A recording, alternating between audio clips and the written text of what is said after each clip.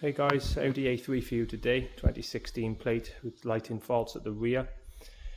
This one's got an issue with the number plate lights out, reverse light is out. I'll just show you the number plate light doesn't work on the right hand side, and the right hand side tail lamp doesn't work also.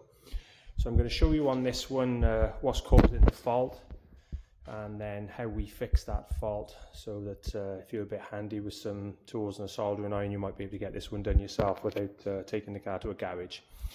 So the wiring loom is the issue on this one, and to get to the wiring loom we're going to need to get this side panel off. We're going to need to take this plastic panel off along the back, and then we also want to take the carpet out of the boot. So we'll start by taking the carpet out first. Okay, so the panel nearest the back, that is pretty straightforward. That just pulls up off there. It is hooked under the rubber, so you'll want to pull the rubber back as you're lifting it, and you can just grip it from the bottom and you can work it up. It's just on some sliders, which you might be able to see. There's one there, there's another one somewhere in the middle by there, and another one on the left hand side. So you just grip it and slide it up towards you. You'll hear the clips pop. So there we are, that came off pretty straightforward. The next thing we want to do is we want to get this side panel off. So in order to do that, we need to remove a couple of plastic tabs by there, and there's another one at the back. And then you need to take out these little luggage holders. There's one at the back there, and there's one just inside by there. So there's a little plastic cover over them, so we'll get those removed next, and then I'll show you where the area of fault is on this one.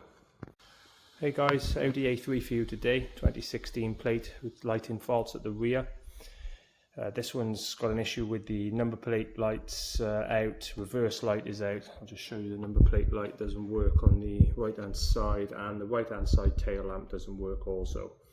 So I'm going to show you on this one what's causing the fault, and then how we fix that fault, so that if you're a bit handy with some tools and a soldering iron, you might be able to get this one done yourself without taking the car to a garage. So the wiring loom is the issue on this one, and to get to the wiring loom we're going to need to get this side panel off. We're going to need to take this plastic panel off along the back, and then we also want to take the carpet out of the boot. So we'll start by taking the carpet out first. Okay, so the panel nearest the back, that is pretty straightforward. That just pulls up off there. It is hooked under the rubber, so you'll want to pull the rubber back as you're lifting it, and you can just grip it from the bottom and you can work it up. It's just on some sliders, which you might be able to see. There's one there, there's another one somewhere in the middle by there, and another one on the left hand side. So you just grip it and slide it up towards you. You'll hear the clips pop. So there we are, that came off pretty straightforward. The next thing we want to do is we want to get this side panel off. So in order to do that, we need to remove a couple of plastic tabs by there, and there's another one at the back. And then you need to take out these little luggage holders. There's one at the back there, and there's one just inside by there. So there's a little plastic cover over them, so we'll get those removed next, and then I'll show you where the area of fault is on this one. Okay, so to get these little luggage compartment holders off, you'll want a flathead screwdriver just to pop the plastic cover off first. Should be able to just get behind there and pop that off. There we go, it flew off. And in there you will see there's a multi-spline bit that needs to be undone, so we'll get that out first, and the unit just comes off pretty straightforward. Okay, and it's the same for that one at the back, so the same thing. Just want to pop the plastic cover off, get that in a minute, and there's the same multi-spline bit, so we get that undone. Right, so that's those off. Then the top two lugs, I mean, you can use a screwdriver or we use a little trim pry tool, and they're straightforward. Just pop the middle out and then the rest comes out, and the one at the back is exactly the same. So there we are, that's that out. So that now moves freely. So it is hooked around the top of here, but there is a split at the back for it to come around this this metal part here. So if you just grip it, work it from the bottom, there's a couple of clips behind here and here, but as you pull they should just pop out anyway. There we go. So that's the bottom of that moving. Now if you pull the bottom out, it'll make it easier then just to work the top bit across. Right, so now I will show you what's causing the issue. So the wiring loom runs down from the tailgate under this plastic trim, comes up over the top of the hinge for the boot, and as you can see there, just try and get a bit closer, the wiring loom is broken. Multiple wires in there are broken, so that's what we're going to have to repair next. So I'll move on to the next step now and show you how we repair that.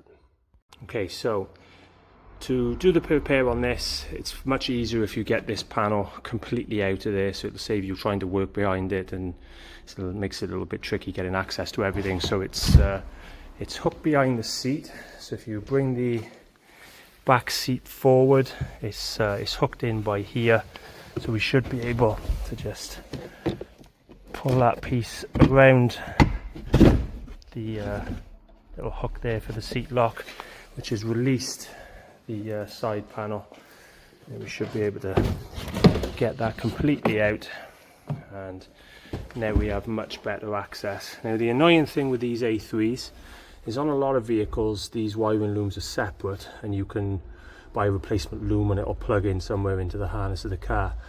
That unfortunately is not the case with this one, so we're going to have to repair the wiring as it's part of the interior loom, and nobody wants to go through the effort of changing an entire wiring loom in a car. But to repair this one successfully, there's no point in repairing it right at the join there, because what will happen is whatever you put in there, and with these thin wires we tend to solder them, if the wires are moving around a repaired joint, then they'll only last a couple of months, and then next thing you know you'll be back to square one and they'll be broken again.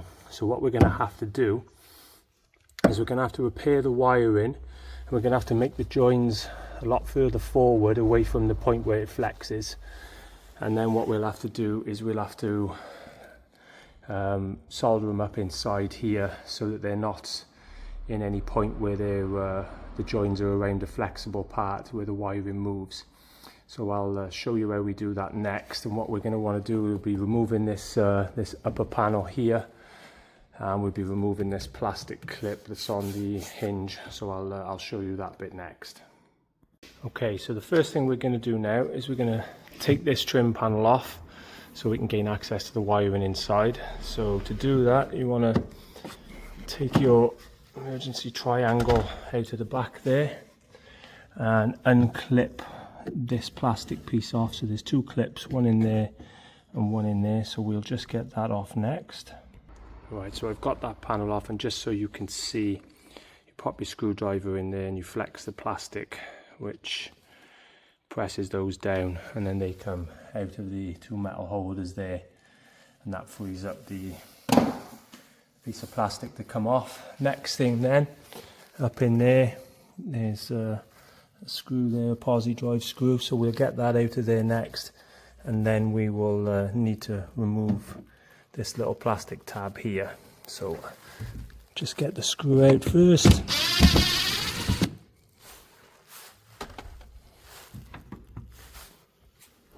And then again you just want a pry tool just to get behind.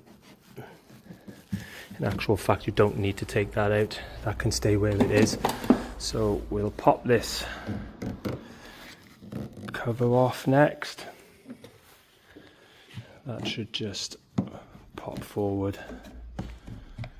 Just give that a little pry forward there, and there we go. Right, so next bit now is we want to remove this plastic trim panel here, and there's another one this side. So they've got a tiny little bit in the middle that you pop in with a screwdriver, and then that will pop out and these will get off, and I'll show you that next. So got my little screwdriver, just don't push it too hard, just so it pops in, and then this piece will just unhook. Then at the top, don't pull it forward but slide it down, because there's a piece hooked behind the carpet there that you don't want to snap. So you ease it gently towards you, that's far enough, and then pull that down. As you can see, there's that little bit of plastic there that you don't want to yank towards you and snap it off. So it's exactly the same now for the other side. So same process, just push that in very gently, it'll pop in and stop, and then pull it towards you slightly, slide it down. So next thing we want to do now is this entire carpet is held on by a series of clips all the way around. So we'll get our plastic pry tool and pop that off now. Now the easiest way I find to take this off is to get in the corner just by here and start working that corner first, because it gives you a little bit of finger room to get in there, and then you can flex the panel towards you and you can come across till you can feel the clip piece behind it. Take hold of that and pull it at the same time. That gets the back free, and then we've got a little gap there. So there we go. Sometimes these little metal clips behind will come off the panel and stay on the car side. Don't worry about that, you can get those later. So we got that side there. Do the same this side. Pop it towards you. And then there we go. We can work that towards the front. And there we go. So that panel is now off, so we can see the entire tailgate in there. And we can see the wiring right up inside, it comes down. So next thing now is this plastic piece. Get around so you can see it. We want to pop that off so we got full access to the wires. So plastic trim tool, I've already taken this one off, but a plastic trim tool in the side there makes it a lot easier. That will pop forward. And now we've got full view of the wiring all the way through so that we can get this repaired. So I'll show you the next steps now. So what you'll need to do next now, you'll need a Stanley knife. We're going to have to cut the insulation back on this wire, this loom I should say rather. It comes all the way around here, so we want to get all the insulation off all the way up and round to the top so that we can see every individual wire in there. You can cut the cable tie on these, because you can still put a cable tie through afterwards to hold it back on the original locking piece at the bottom that holds it. So we'll get this cut back next now. Just be very careful not to damage any wires that may not already be broke. Get all the insulation off, and then I'll show you how we repair it. So before we start repairing this loom, it's worth mentioning it'd be wise to disconnect the battery just so you don't go through anything and short anything out. So I'm going to just show you how we start to remove this. I won't show you every step of removing it, it'd be a long boring section of the video, you'll get the idea pretty quick. So I will cut the little cable tie pieces holding the loom, and they'll need to be cut all the way along. They go right up into the tailgate, so just cut every one of them so that we can get this loom down here. There's a little bit of tape holding that one to a little holder a bit further back. So there we go. So now that that's off there, I'm going to disconnect the battery, and then I'm going to cut this back. I'll show you a little bit of me cutting that back now, and then you can get it fully removed off the entire of the loom, and I'll show you that once I've done it as well. Round at the front now, we're going to disconnect the battery. Only need to take the one terminal off and leave the battery in place. So just pull up the protective jacket that's around the battery, and 10mm as they usually are on the terminal there. I'll just take the positive off as it's at the front. Just be careful not to touch your spanner against the body if you're doing it this way, or anything metal, as you'll cause a short, but there's nothing really in the area, so nothing much to worry about. Give that a little wiggle. Plastic piece came off there. Let's get it loose.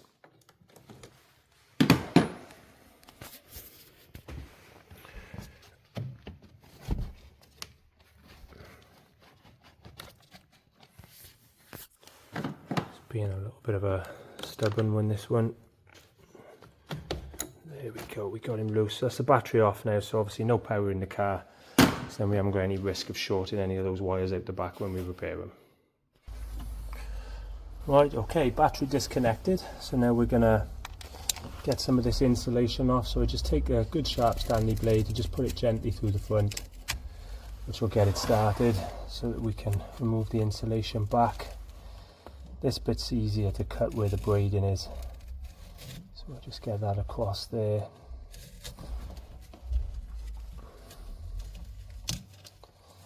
So there we go. It's already broken a couple of places from where it had been flexing over the years.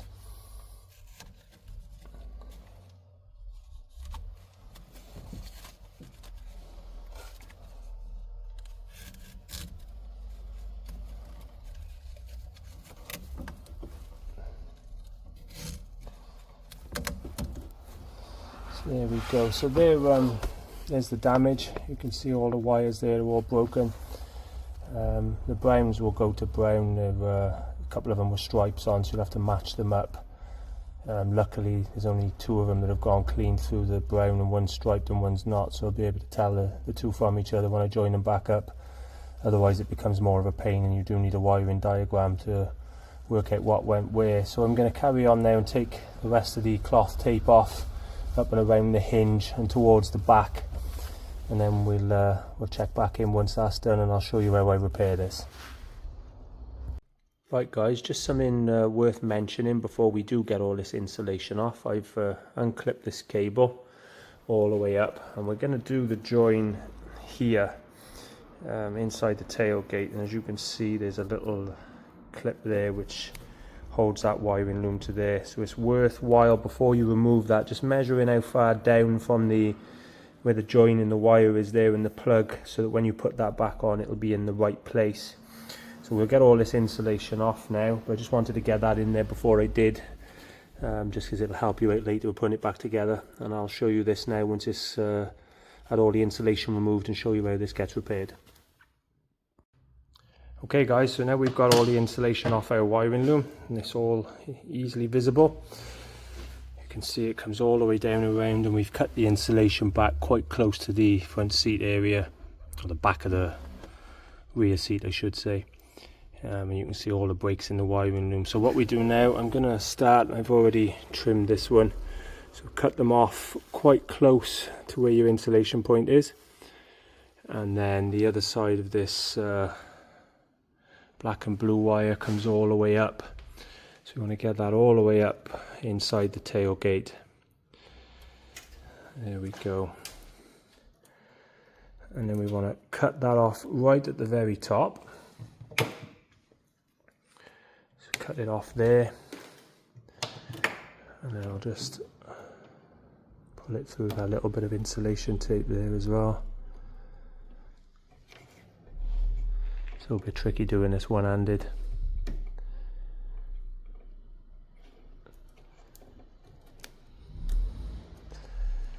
So there we go. So the next thing we need now is you're going to need a soldering iron, some solder, lighter, cable obviously, some heat shrink. So we're going to now cut a piece of wire a bit longer than the length of the wire, just run it round and follow the loom. I'll try and show you, it's a little bit tricky one-handed.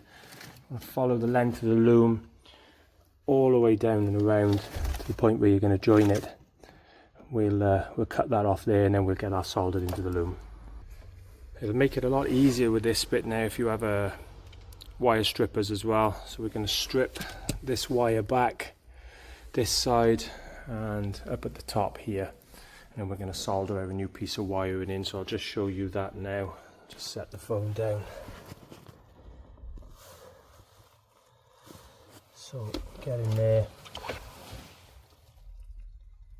strip some of that wire off. I've cut my piece of cable already, longer than what I need, so I can trim it down to size afterwards, and we're going to join that onto there next.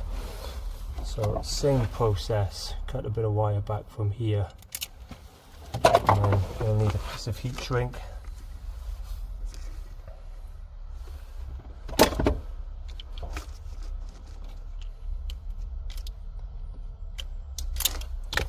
We've got a piece of heat shrink here that fits over the end of the cable.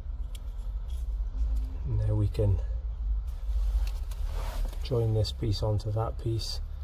It's more important to use heat shrink than insulation tape, as it'll help to support the wire either side of the soldered join as well, and it'll make a better seal. So we've got that there. Now just going to get the soldering iron warmed up. So we'll get this soldered now. And then make sure you get a good run of solder around it.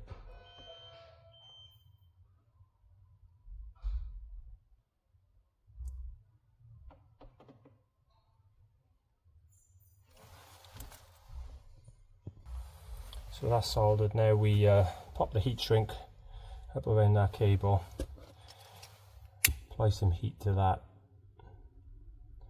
and that will shrink down and grip the cable nicely. There we go. Then we just follow that around our loom. So try and give you an idea here. So we bring that up now, follow it around our wiring loom, bring it all the way up. There we go. So we get it up to the top, and then you get it near to your cable. Cut the right length there. Don't forget it's got to overlap slightly, so we'll want to cut it off around about there, just so it overlaps the existing cable. So I'll just cut that off there now, and then I'll solder that side as well. Alright, so that cable's joined now, ready to go. Got my heat shrink over it, ready to insulate it. So I'm going to solder this side, and then I'll show you then how that looks afterwards when once we've got it soldered. Right, the top one there now soldered. It's important to keep the solder neat and thin so the heat shrink goes over there nice and easy. So we'll slide the heat shrink up and over that now, and same thing, we'll apply some heat to that next. Just do that with a normal lighter.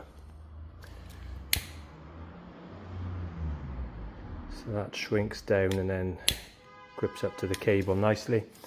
So there we are. Basically we've now got our first wire in, just following the loom so it's up, and you can get it up to it. And there you are, you can see, so that goes all the way up, and then we'll eventually at the end we'll tape that together. And it's worth mentioning as well, only do one wire at a time. Although most of them are different colours, you have got some browns in here that are all the same colour, and luckily the only couple that are broken here, one got a stripe and one's not, so I'm able to join those back up. But if you cut multiple wires out all at once, you might lose track of what wire went where, and then it will make your repair a lot harder. So this is going to basically be the same process now for every broken wire you've got. You cut it off down at the front end, cut it off in the tailgate, and then just measure your wire length that you need to follow the existing loom, and then solder them in one at a time, and then at the end then we can tape them together.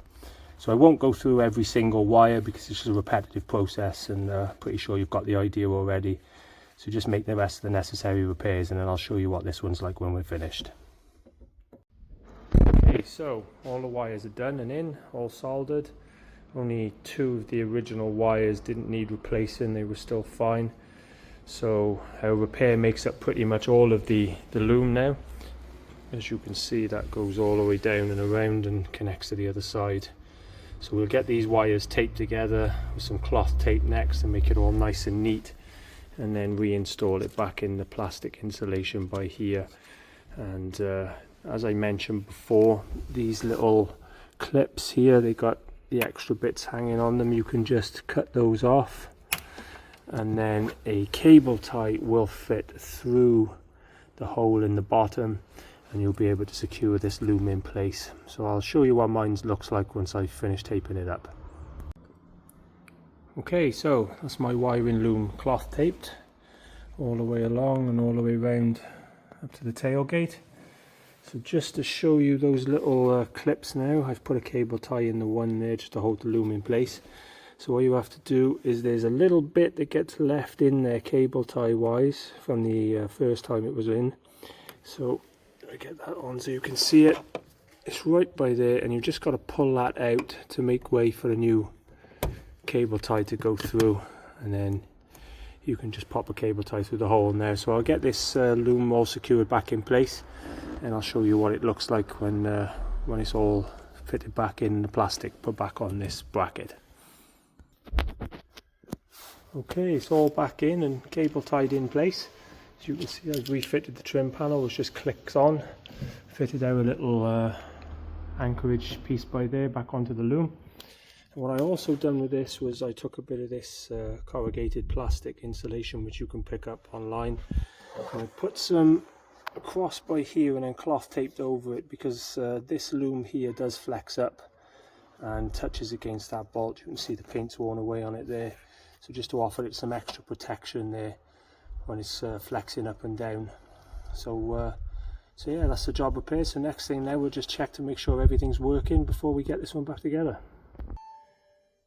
So we've reconnected the battery terminal on the front, put all the lights on, pop the vehicle in reverse. So we'll just go around the back and check now. And there we go, we have tail light, reverse light on the left, number plate light that was out on the right hand side, and tail light and reverse light on the right. Also the tailgate is working as normal now. It's also worth a mention that the reverse lights on these, they won't come on when the tailgate is open. So if you're testing it out and you want to double check, if you just latch that with a screwdriver in there, or you can do it with your finger in this case, and once you do that, the reverse lights come on, and then as soon as you press the button, they do go off. You will notice as well on the dash that you'll probably have some warning lights on for the steering and the EPC and stuff like that. Those will usually reset once you take the vehicle out for a drive, get it up to about 20-30 miles per hour, and then they'll reset themselves. Or if you have access to a diagnostic computer, you can reset some of the lights, but you will still need to take it on a run before all of them will go off. So as this one's now repaired, it's just a case of fitting all the panel work back in the reverse order to where it came out, and then yeah, job's a good one. Thanks for watching, and if you need any info or any extra help, then just leave me a comment.